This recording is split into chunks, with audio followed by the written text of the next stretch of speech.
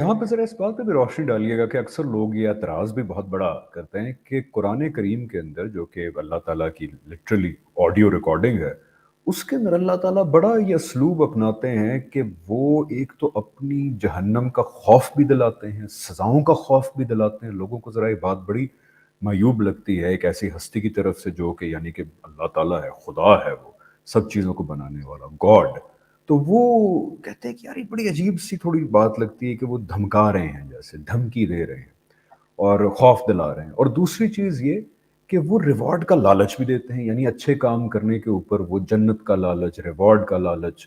तो इस बारे में ज़रा रोशनी डालिएगा जहाँ भाई।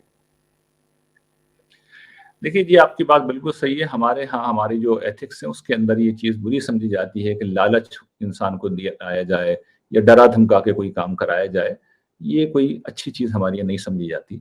लेकिन कुरान मजीद ये काम करता ही नहीं है। यानी कुरान मजीद की असल दावत क्या है, पहले तो उसको समझ लें। वो असल में जिस तरह मैंने बयान किया कि वो एक अखलाकी दावत है, वो इंसानों के साथ अच्छा सलूक करने की दावत है, वो खुदाए रहमान को पहचान कर उसके हक अदा करने की दावत है। तो असल में ये इखलाकी दावत है। और जब आप इखलाकी दावत देते हैं तो ये बिल्कुल एथिकल चीज़ है, इसमें तो कोई चीज़ गलत नहीं है। अच्छा, उसके बाद अब अल्लाह ताला ये बताते हैं कि ये जब दावत तुम कबूल कर लोगे और इसके तकाज़ों को निभाओगे, चाहे वो खुदा के हवाले से हों, चाहे वो इंसानों के हवालों से, तो फिर ये मेरा वादा है कि मैं तुम्हें अपनी फिरदौस बरी में और इसके साथ वो जो तकाज़े हैं और जो बड़े ही इखलाकी तकाज़े हैं, अदल है, एहसान है, लोगों के साथ उसमें सलूक है, इन्फ़ाक है, इसी तरीके से इन चीज़ों से रोका है, हक़ तलफ़ी है, फ़वाहिश है, ज़ुल्म ज़्यादती है।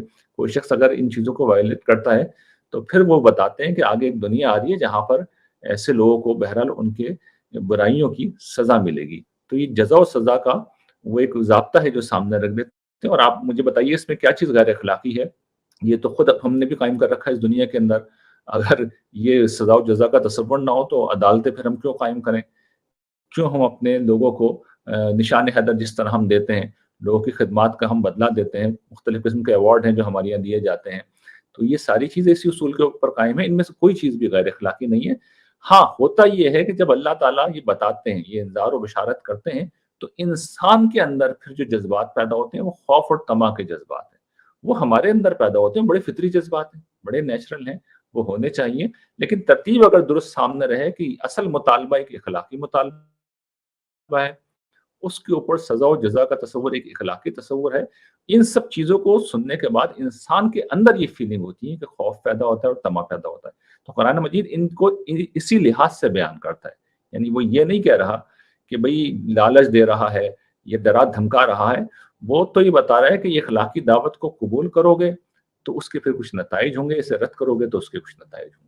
ये है वो बात जो कुरान मजीद ने कहा है। तो मतलब खुलासतन ये कहना भी जायज़ है कि अल्लाह ताला ने जो जहन्नम का और जन्नत का या अपनी पनिशमेंट का और रिवॉर्ड की जो बातें की हैं, ये कुछ नहीं है, ये बयान है कॉन्सिक्वेंस का। यानी कि जो हम इस ज़िंदगी एग्ज़ैक्टली, जी रहे हैं, इसका कॉन्सिक्वेंस निकलेगा, तो ये उस कॉन्सिक्वेंस का बयान है आगे जाके। कॉन्सिक्वेंस का बयान और ये भी एक रियलिटी हकीकत है। और हम अपनी दुनिया में सज़ा-जज़ा का ये निज़ाम तो इस दुनिया में हमने भी बर्पा कर रखा है। अगर गैर अख़लाक़ी होता तो हम क्यों करते? बिल्कुल सही, बिल्कुल सही।